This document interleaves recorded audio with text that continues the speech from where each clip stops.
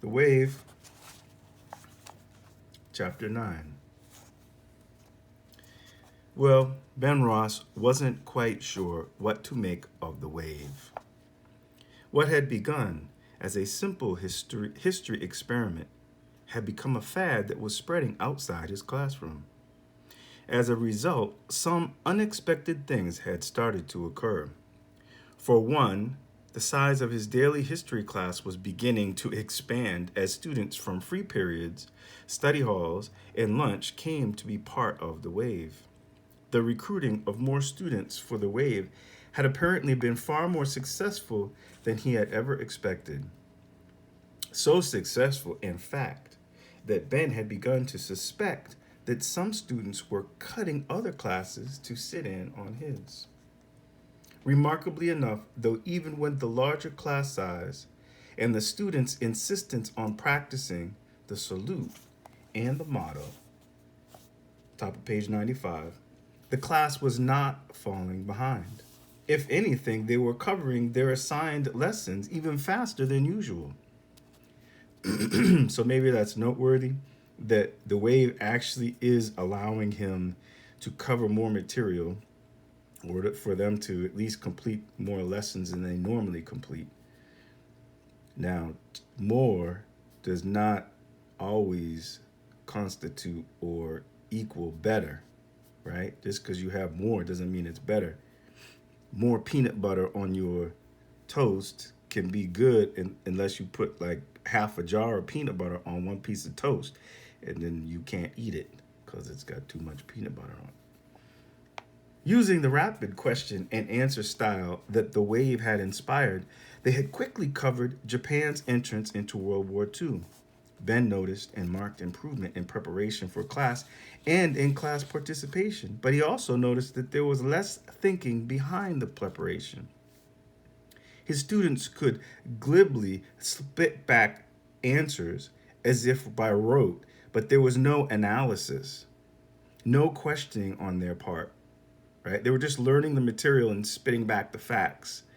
They just memorized them, right? Rote memorization, but there was no analytical. There was no analytical elements to the class. It was just the regurgitation of facts, answering questions quickly. In a way, he could not fault them because he himself had introduced them to the ways of the wave. It was just another unexpected development in the experiment. Ben reasoned that the students realized to neglect their studies would be to be detrimental to the wave.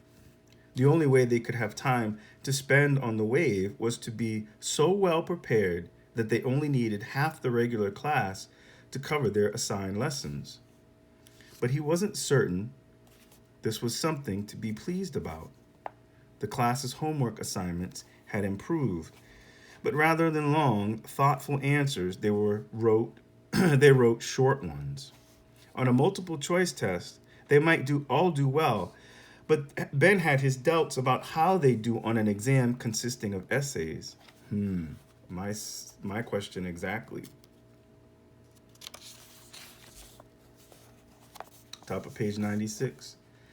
To add to the interesting developments in his experiment was a report he'd heard that David Collins and his friends Eric and Brian had successfully infused the wave into the school's football team. Over the years, Norm Schiller, the biology teacher who also coached the school's football team, had become so soured by wisecracks about the team's continual losses that during football season he practically went months without speaking to another teacher. But that morning in the faculty lounge, Norm had actually thanked him for introducing the wave to his students. Would wonders never cease? On his own, Ben had tried to find out what it was that attracted the students to the wave. Some of those he asked said it was just something new and different, like any fad. Others said that they liked the democracy of it, the fact that they were all equals now. I'm not sure that democracy and equality are the same, or I would say are synonymous. Does democracy mean that we're all equals? I don't think that that necessarily equates, right? Not to be ironic or to be facetious, but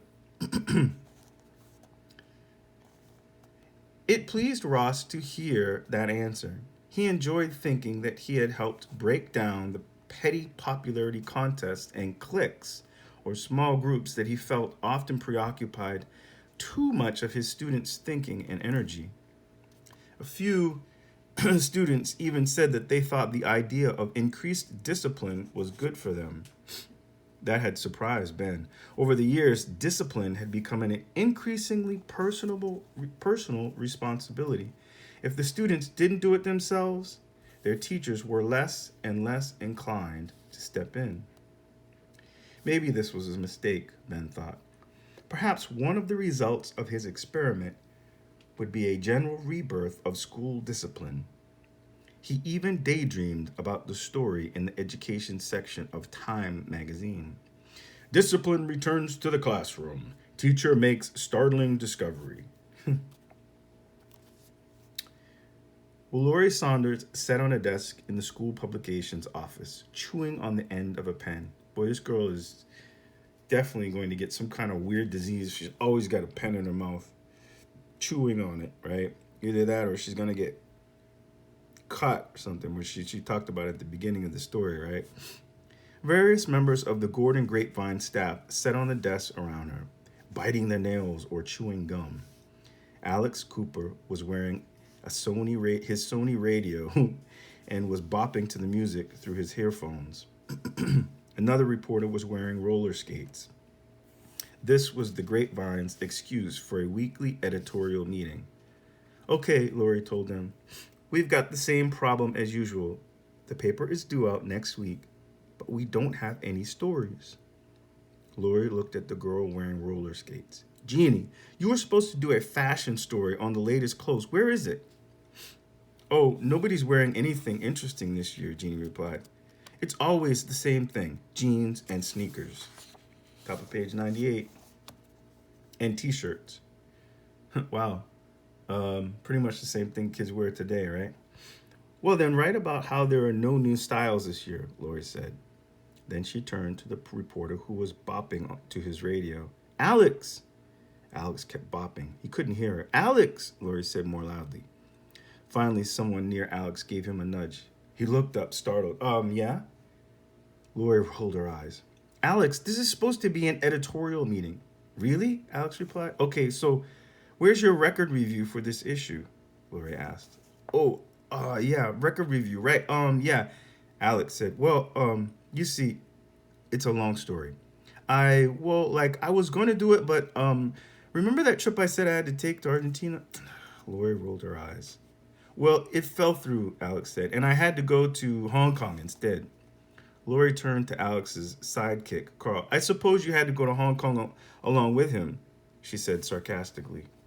Carl shook his head. No, he replied seriously. I made the trip to Argentina as scheduled. I see, said Laurie. She looked around at the rest of the Grapevine staff. I suppose the rest of you have been too busy hopping around the globe to get anything written as well. Well, I went to the movies, Jeannie said. Did you write a review, Laurie asked. No, it was too good, she replied. Too good? It's no fun when writing reviews of good movies, she said. Yeah, said Alex, the globe-hopping record reviewer. It's no fun doing a review of a good movie because you can't say anything bad about it. The only time it's fun to review something is when it's bad, when you can tear it to shreds. Alex started rubbing his hands together as he went into his mad scientist routine. Alex had the best mad scientist routine in school. He also did a great imitation of a windsurfer in a hurricane. We need stories for the paper, Laurie said resolutely. Does anyone have any ideas? Well, they got a new school bus, someone said. Top of page 100. Whoopee! I heard that Mr. Gabandi is going on a sabbatical next year. Maybe he won't come back. Some kid in the 10th grade put his fist through a window yesterday. He was trying to prove that you could punch a hole in a window and not cut yourself. Did he do it? No. He got 12 stitches. Hey, wait a minute, said Carl. What about this wave thing? Everyone wants to know what it is. Aren't you in Ross's history class, Lori? Another staff member asked. That's probably the biggest story in school right now, said a third. Lori nodded. She was aware the wave was worth the story, and maybe a big story at that.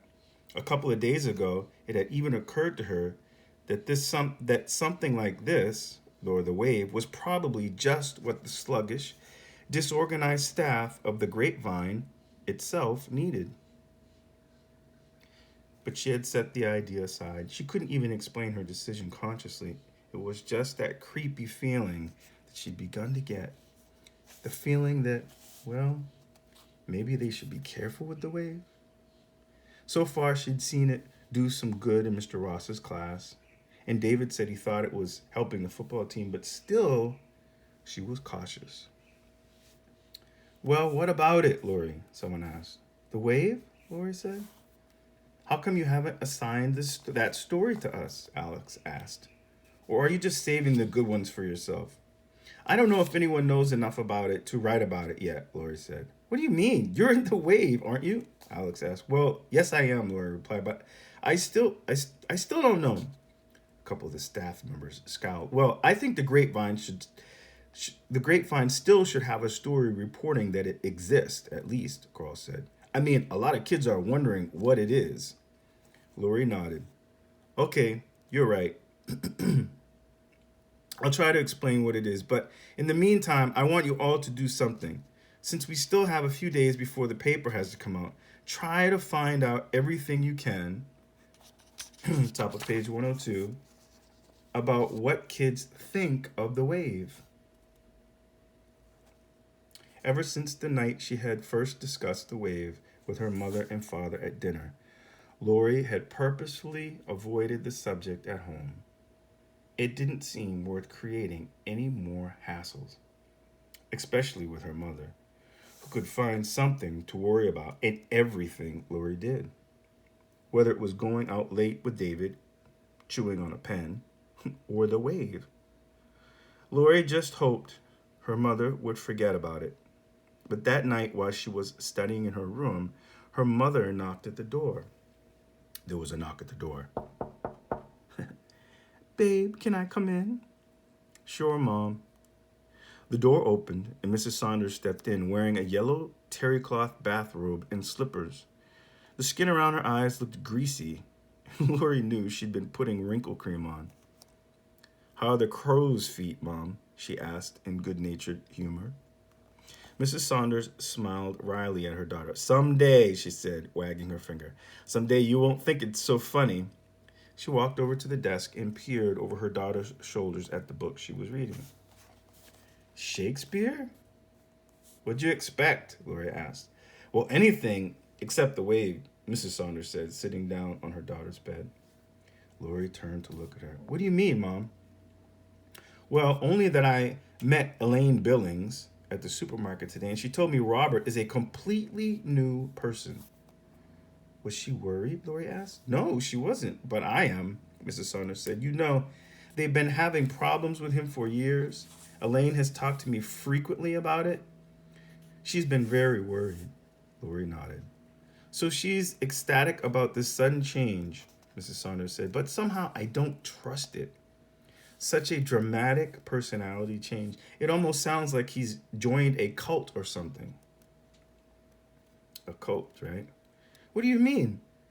Lori, if you study the types of people who join these cults, they're almost always people who are unhappy with themselves and their lives.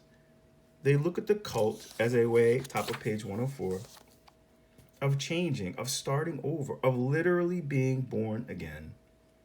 How else could you explain the change in Robert? But what's wrong with that, Mom? The problem is that it's not real, Lori. Robert is safe only as long as he keeps within the confines of the wave. But what do you think happens when he leaves it? The outside world doesn't know or care about the wave. If Robert couldn't function in school before, before the wave, he won't be able to function outside of school where the wave doesn't exist. Lori understood. Well, you don't have to worry about me, Mom. I don't think I'm as crazy about it as I was a couple of days ago. Mrs. Saunders nodded. No, I didn't think you would be, once you thought about it for a while. So what's the problem? Lori asked. The problem is everyone else at school who still takes it seriously, her mother said. Oh, Mom, you're one of those. You're the one who's talking this too who's taking, right? I said talking, sorry. Taking this too seriously. Do you want to know what I think? I think it's just a fad. It's like punk rock or something. In 2 months, no one will even remember what the wave was. Mrs. Billings told me that they're organizing a wave rally for Friday afternoon, Mrs. Saunders said. It's just a pep rally for the football game on Saturday, Lori explained. The only difference is they're calling it a wave rally instead of a pep rally, at which they will formally indoctrinate 200 new members, Mrs. Saunders asked skeptically. Wow, maybe that's noteworthy. What's that, page 105? Right? They scheduled to have the pep rally. They're changing the name from a pep rally to a wave rally, even though it's supposed to be for the football team, right? And what? It's not actually for the football team. It's really to indoctrinate, right? To bring more members to the group, right? To kind of bring them all together to commune, to build their community. And they're going to add 200 new members. That's a lot of kids. Lori sighed. Mom, listen to me. You're really getting paranoid about this whole thing. Nobody's indoctrinating anyone. They're going to welcome new members to the wave at the rally. Those people who would have come to the pep rally anyways. Really, Mom, the wave is just a game. It's like little boys playing soldier. I wish you could meet Mr. Ross because, well, then you'd see there's nothing to worry about. He's such a good teacher. He'd never get into anything like cults. And you're not disturbed by it at all? Mrs. Saunders asked. Mom, the only thing that disturbs me is that so many kids in my class could allow themselves to get caught up in something so immature. I mean, I guess I can understand why David is into it. He's convinced that it's going to, top of page 106, he's convinced that it's going to turn the football team into a winner. But it's Amy I can't understand, right? Her friend, good friend Amy. She's like, but it's Amy I can't understand.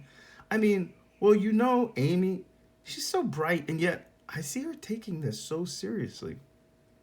So you are worried, her mother said. But Lori shook her head. No, Mom, that's the only thing that bothers me. And that isn't much. I promise you, Mom. This is a molehill, and you're looking for a mountain. Really, trust me.